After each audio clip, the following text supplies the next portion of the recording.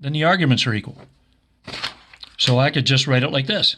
X plus 5 times x plus 4 equals 2. Okay? Or I could say 2 to that power equals 2 to that power. And the 2 and the log 2 undo each other, and I end up with this. But either way, you do something like that, and you get this. Now, this is a quadratic equation again. Multiply the left side out. X squared plus 9x plus 20 equals 2. Subtract 2 from both sides. X squared plus 9x plus 18 equals 0. Now that's in standard form with a 0 here. Factor this side, x plus 6 times x plus 3. The only way this can be true is if one of these factors is 0. So set each one equal to 0 and solve. You get x equals negative 6 or x equals negative 3. Check them. See, when you put negative 6 in there, you get negative 6 plus 5. That's negative 1. Reject it. Gone. If you put negative 6 there, you get a negative. You can't take the logs of negatives or zeros. But the negative 3 is okay. Put a negative 3 there, you get log of 2. This is a positive number. This is log of 1. You can easily check that it's true too, but still, it's okay. So your answer is negative 3.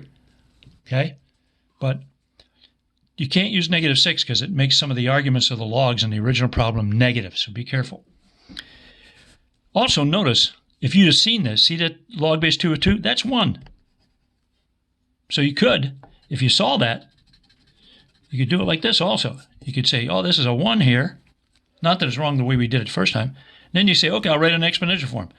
2 to the first power equals that, and then solve it. But anyway, there's another example. Okay? Okay, one more example like this. Let's see. Here's another log problem. I think I picked this one out of the book. One of the problems in the back, I think, or, the problems, I don't know. I think it was an even one, but I want to pick one with a minus sign. Suppose we're supposed to solve this one. Again, like I showed you at the last one, there's different ways of doing it, as long as you do it correctly. I'm not trying to confuse you by showing you more than one way, but, you should understand that. You could look at it a little differently using a little bit different technique, I guess. But anyway, suppose we're supposed to solve that. We got to get rid of the logs. There's 2 logs on this side. So I'm going to use the property of log again, and I'm going to write it as 1 log of, here's the property. Whoops. See, it's a subtraction problem involving logs. As long as the bases are the same, I can make it into 1 log of a quotient using the quotient property there, quotient rule. So since it's a minus sign, and they're both log base 3s, I can write this as log base 3 of x plus 2 divided by x minus 2 equals to 4. Now, easiest way is just write it in exponential form. 3 to the 4th equals x plus 2 over x minus 2. That's exponential form. We've done it over and over and over again. You should understand that. You could also do this. 3 to that power equals 3 to that power. And 3 to the log base 3. That's a composition of inverse functions. They undo each other. You just get that there. Equals 3 to the 4th, which is 81. So, we have that. Let's multiply both sides by x minus 2. Now, this is a rational equation. Notice, once again, it changed, as I've said a couple times today, and I've said many times before. We change it into a different type of problem. We want to get rid of that log so we get that x, but now we have a rational equation, so we switch gears. We're going to solve a rational equation. What do? We clear the equation of fractions. Find the LCD, which is x minus 2, multiply both sides by it. You get x plus 2 on this side, and 81 times x minus 2 on this side. Now it's a linear equation. Multiply the right side out, you get 81x minus 162. Subtract x from both sides, you get an 80x on the right side. Add 162, you get 164. Divide by 80. X equal, and reduce it, 41 over 20. Then check it. That's also 2 and 1/20. So I put a 41. I should have plugged it in here. So I'm going to check this 41 over 20. So substitute it into this. So I put 41 over 20 there. And, really all I'm looking for is to make sure that I take the logs of positive numbers. If you put 41 over 20 plus 2, that's clearly positive. That's okay. Minus log of 41 over 20 minus 2 is supposed to equal 4. Now, 41 over 20 minus 2, since 41 over 20 is 2 and 1/20, this one's positive too. This is positive, this is positive. So this is, this is okay. This is an okay answer. Now, if you want to, work it out, it will equal 4, but at least check to make sure that the answers you get are not extraneous solutions, are not numbers that when you substitute them back into the original problem, you end up taking the log of 0 or a negative. If that happens, you throw the answer away. Okay, but there's a bunch of exponential and logarithmic equations to solve in different ways of doing it. These are not the only ways. I could do this one a different way. I could figure out how to do it, but that's kind of the idea. Play around with that. Okay, let's do some application problems. Remember I did a problem with money where we found we had compound interest. We had an investment of $1,000 or something with some kind of interest per year compounded so many times per year, and that formula was given to you. And I told you it's not hard to derive. I didn't do that, but that formula would be given to you. But that was a problem, formula that involves exponents. Then I did another kind of application problem with loudness, decibels, and that was a log. There was a formula with logs. That's how we change, those watts per meter squared, the sound intensity into decibels. But that was a problem involving logs. Let's look at some other problems, some real life type problems. Not that you're going to do this kind of problem tomorrow in your life, but I think probably everybody has heard about half-life, of radioactive substances.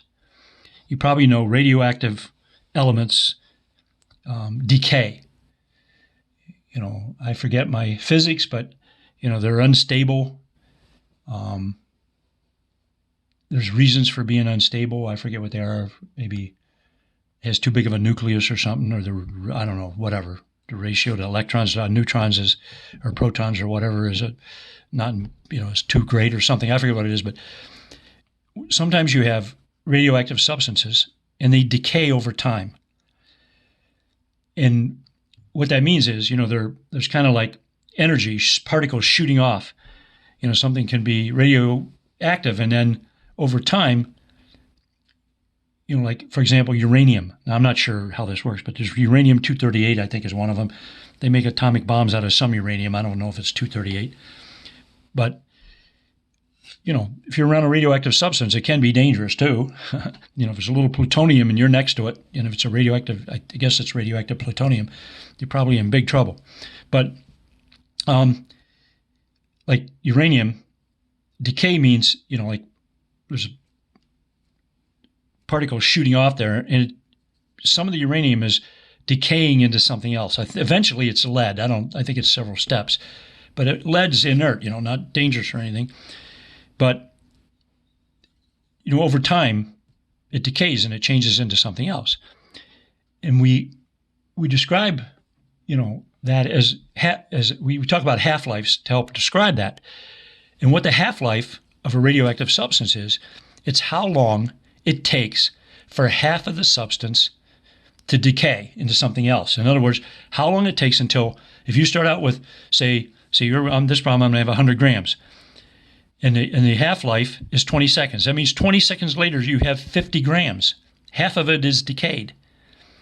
20 seconds more, and you'd have 25 grams. 20 seconds more, and you have 25 over 2, 12 and a half grams. So whatever the half-life is, when that amount of time elapses, half the substance, you have half the substance left. The rest of it is changed into something else. Okay? So here's a problem. Suppose the half-life of some element Z, I just made that up, is 20 seconds. And you start out with 100 grams. That's the initial amount. It's called the initial amount.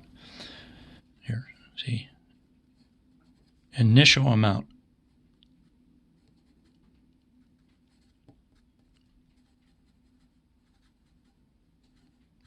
Okay?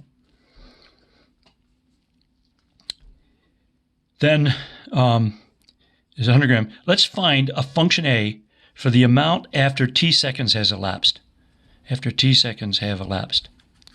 How much is left? If we start out, elapsed. If we start out with, I don't know if you can read that whole thing. I don't want to make this too small, but whoop, I just made it too big. Well, whatever.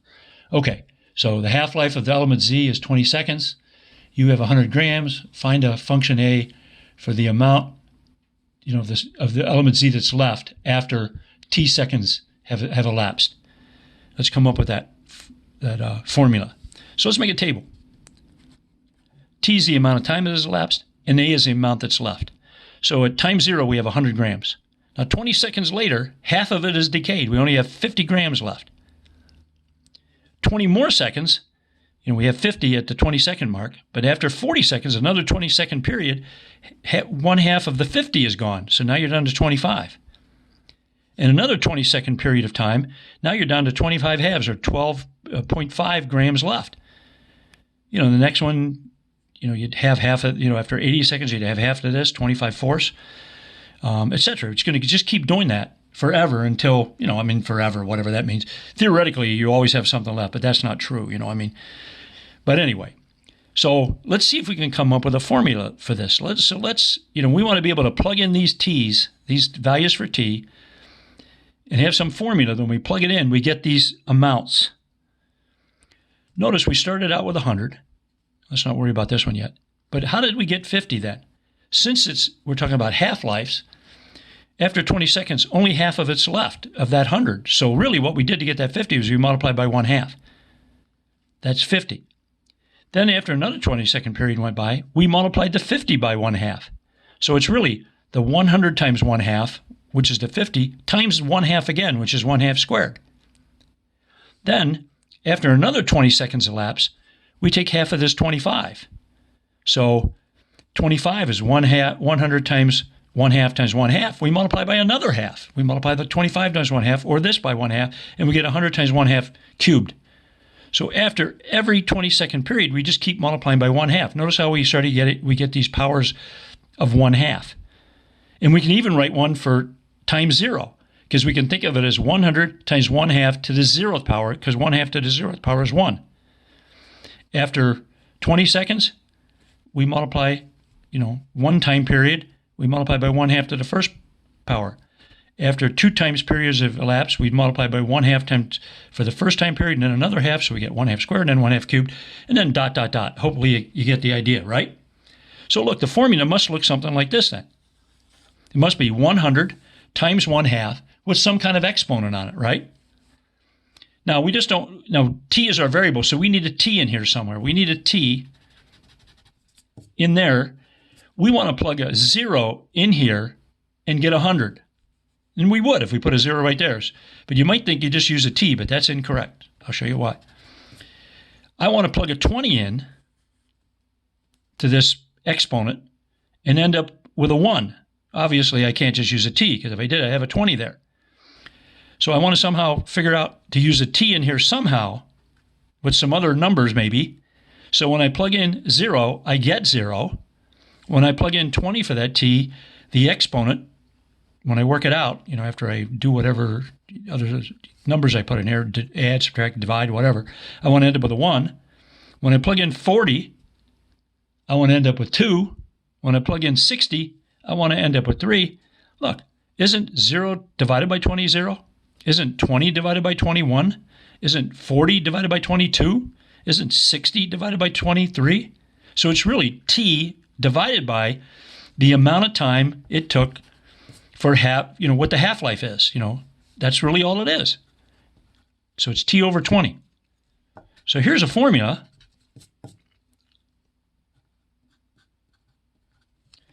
There's a formula we came up with. We didn't need to memorize it. We could derive it ourselves. Here's a formula that gives you the amount. It's a function of time, so I put a of t. But a is the amount that's left after time t has elapsed, after t seconds. This is how much is left, equals 100 times 1/2 to the t over 20th power. And hopefully you see why that worked. Okay? So let's use it for one problem here. I'm going to use my calculator, which you should know how to use. But how much will be left after a 30-second time interval, after 30 seconds has elapsed? So I'm saying, when t is 30, what's a equal to? That's really what I'm asking. When t is 30, what's a? So all I do is plug 30 into the problem, because after 30 seconds, if I plug 30 in here for t, this will give me how much is left. So a of 30 equals 100 times 1/2 to the 1/2 to the 30 over 20. Now, rather than writing it as 1/2 for less keystrokes, I just put 0.5. You can use 1/2, but if you do, 1 divided by 2, put it in parentheses in your calculator. I just use 0.5. So it's 100 to the 0.5 power, 100 times 0.5 with an exponent of 30 over 20. 30 over 20 is 3/2, so I simplified it. And then even to make my keystrokes less on my calculator, 3/2 is 1.5. Now, if you use 3/2 as an exponent, again, you got to use caret, left parentheses, 3 divided by 2, caret. You got to put it in parentheses, 3 divided by 2, when you use it as an exponent. But if I use 1.5, then I can use less keystrokes. So let's figure that out. Here, let's clear this. So 100 times 0.5 with an exponent, caret, 1.5, enter. And I end up with 35.3, whoops, what do I have here? 100 times 0.5, it's 35.35555, so it should be 3, I don't know how I got 7 there. That's 35.4 grams approximately once I punch it in my calculator. Okay? Easy problem. All I did is plug the t in and use my calculator. This is the exact answer right here. But, usually you want to, punch it in a calculator and get a approximation of the answer. Here's a trickier problem. When will 90 grams be left? How much time has elapsed when 90 grams are left? So this time I'm telling you the A. I'm telling you the A is 90. You figure out the time. So this time I'm telling you to put 90 here and figure out the time. Look where the time is. It's up in the exponent. We got to bring that exponent down. We're probably going to use a logarithm then. That's what we do to bring exponents down. So put 90 right here equals 100 times, I use 0.5 again just to make it simpler, 0.5 with an exponent of t over 20. Now I got to solve for that t. And we've just done problems like that just a few minutes ago in this video. So don't take a log yet. See that 100? If you do, you got to be careful. Remember I showed you that one mistake people make sometimes? They take the log of this and they bring the t over 20 down. Wrong. I showed you could do it that way, but it's more complicated. Let's just divide both sides by 100. So I have 90, divide this by 100, divide this by 100. 90 over 100 is 9 over 10, or 0.9. Let me write it that way for less keystrokes again. So we have 0.5 raised to an exponent of t over 20 equals 0.9.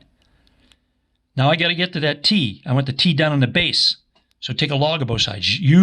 Since we're going to use find the answer in decimal form on a calculator, use base e or base 10, ln or natural log or log base 10.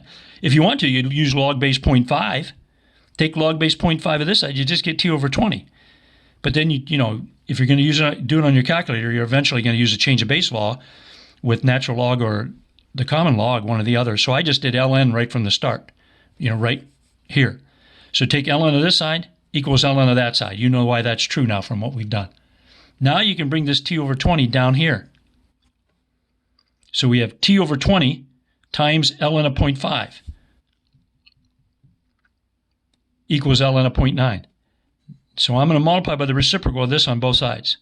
See, right now here, let me even put that step in right. I have t. You can put it in front or in back. It doesn't matter. But I have it like this right now. 0.5, ln of 0.5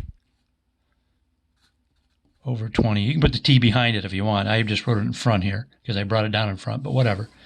Equals, equals ln of 0.9.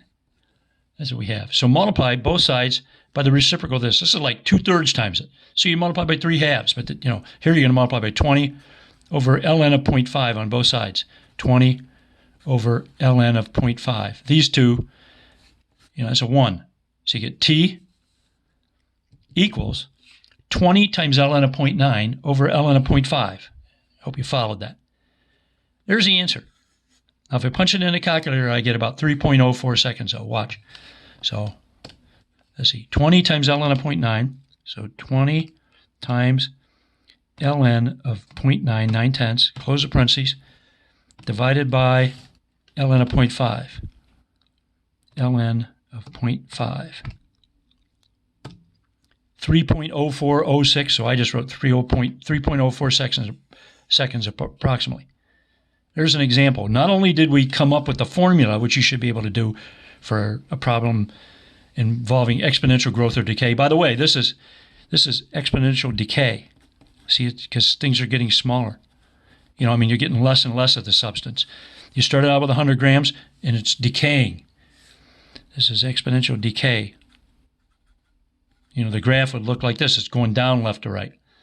Well, I don't draw it over here because you don't have time less than zero. But see, you're getting less and less. You start out with 100 grams at time zero, and then the graph goes down. But we're not going to graph it. But it's a decay problem. Okay? All right. This was kind of sloppy because I had made it up a long time ago. But here's another example of a exponential problem. And let's come up with a... I can't make this any smaller. So I'll have to kind of go like this for you to read it. Because I set my phone, whatever. But, okay. Here's a problem. Another exponential. This is an exponential growth problem. Hope you can read this, or I'll read it to you. Suppose a population of a type of bacteria triples every 5 hours.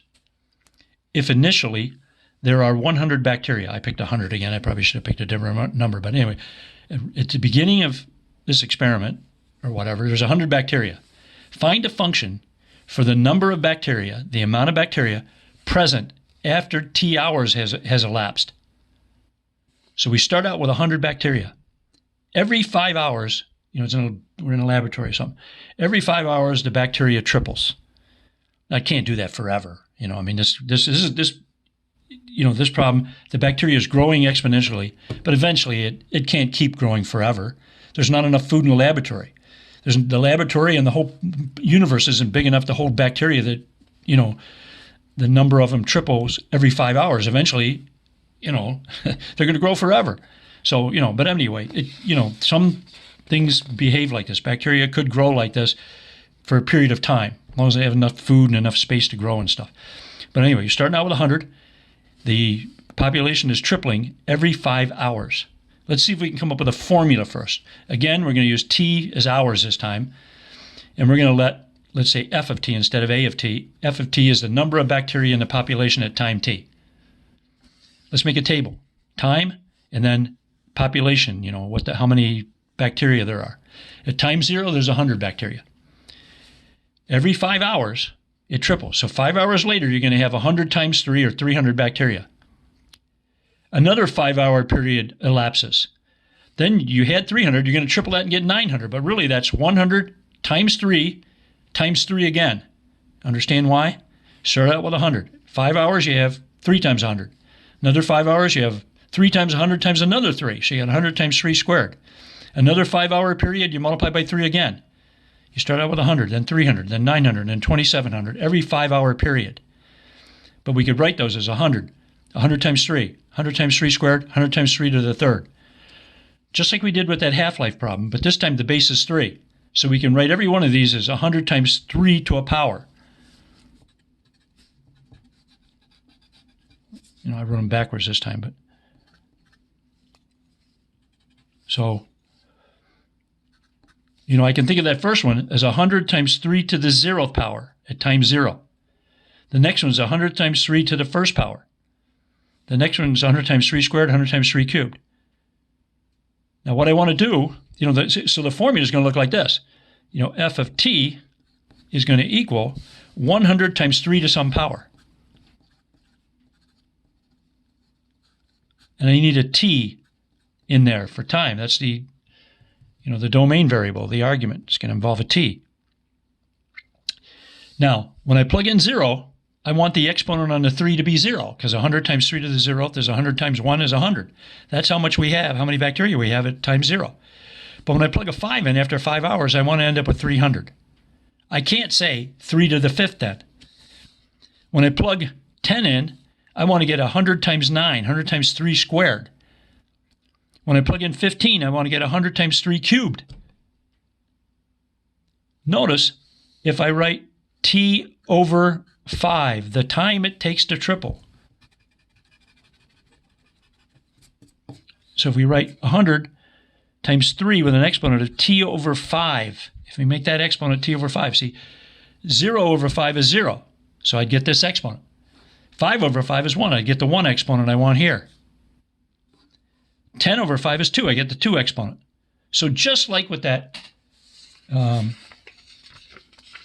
see here, the base was 1/2, we had t over the time it takes to have, 20. Here we have, the exponent is, the base is 3, but t over the time it takes to triple. So you see, the time period it takes to triple or have or double or whatever, that's what you're going to divide by the t by. It always turns out like that. So here's a formula. F of t equals 100 times 3 to the t over 5. That's a 5. It doesn't look too good, but... By the way, I didn't talk about domain for the other one, but, the domain, time is greater than or equal to 0. Over here, oops. I don't know where I put that. Oh, here it is, under here. Yeah, this one, time is greater than or equal to 0 again. So time is from 0 to infinity for both of these. The range for this one, you have 100 bacteria to start with, and it's growing. And theoretically, it grows forever. It can't, but, so the range would be from 100 to infinity, although it's impossible. At some point you can't, the bacteria in reality can't keep growing. Here, the range would be you start with 100 grams, and then, so the range, you're getting less and less and less, so it would be from 100 to 0.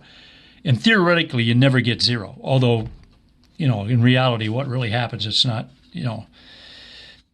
sometimes these models are not truly exact, but you know what I mean there.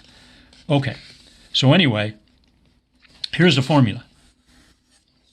So suppose I said, this is hard to read because I don't know why I wrote this terrible, but I had it already written down, so I kept it. How many bacteria are there after 12 hours? That's what that says. How many bacteria are there after 12 hours? Well, you plug 12 in. F of 12. So it's 100 times 3 to the 12 over 5. Punch this in a calculator, which I'm not going to do this time, but I rounded it off because you can't have half a bacteria, but I rounded it off. You got about 1,397 bacteria. Here's the exact, you can't, even this is not really true because you can't, the domain of this, I said, is time is greater than or equal to 0, true, but the range is not all real numbers from 100 to infinity because you can't have 100 and 1/2 bacteria. Really, the range is 100, 101, 102, 103, but we treat it like it's, all real numbers greater than or equal to 0. But that's how many you have. How long will it take for the population to grow to 3,100? That's what that says. You can't read that real well, but so I'm really telling you what, F is, the amount. So I put 3,100 here this time, and I try to solve for the t. How much time does this take?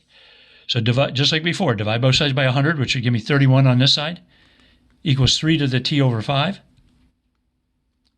Take a log of both sides. Choose any base you want, but I chose ln again. ln of 31 equals, so ln on this side equals ln on this side. Bring the t over 5 down in front. So we have t over 5 times ln of 3 on the right side now. Then multiply by the reciprocal of this. Multiply both sides by 5 over ln of 3. Because then the 5s will cancel out and the 3s will cancel out, and we'll just have a t. T equals 5 times ln of 31 over ln of 3. If you punch it in a calculator, you have 15.6 hours. Okay? Now, one other thing that I don't think I showed you on this one because I forgot, but let me do it on this one. You don't have to write this formula. See this formula. Here's the formula for this one. See, F of t equals 100 times 3 to the t over 5. That's the formula of base 3. You can write it in any base you want. In mathematics, we often write things with base e. I showed you how to change the different bases. Remember, this is true, that a with an exponent of log base a of something, say x, equals x, because these two kind of undo each other. So I can write 3 to the t over 5, any base I want. I can write it base e, because I can write this as e to the ln. See, those undo each other. Whatever I put right here is the answer. So I put the 3 to the t over 5, because these two undo each other, really. Now this side, I have a base e. So I bring the t over 5 down, bring it down here. I put it behind the ln of 3. You can put it in front if you want, but see, t times ln of 3 over 5, or move the t in back. If you move it in back, put parentheses around the ln of 3. But then this is e to the ln of 3 times t over 5. Don't write it like this, ln of 3t, because that would be interpreted as a parentheses around the 3t. If you read it like that, put the parentheses around the ln of 3 like I did. If you put it in front, that's okay. Don't worry about it then. You don't need the parentheses. But be careful the way you write things so they're not misinterpreted. But that's the same as this. I showed you this a little while ago. So I could write this formula. In place of this 3 to the t over 5, I can put that. So I can write it as f of t equals 100 times e to the ln of 3 times t. Remember, I put parentheses on the ln of 3 all over 5. If I substituted like 12 into this, I'll let you do it. But if I did, I'll get the same answer. If I solve this one, if I put 3100 on this side and did all the work, I'll get the same answer. And by the way, you should be able to change this back into this also. Look, you could take that t over 5, since it's multiplied by the ln of 3, move it up as an exponent like this. These undo each other. You could write it like that again. But anyway, I hope it didn't confuse you with all that. But I think that's about it. That's section 11.5.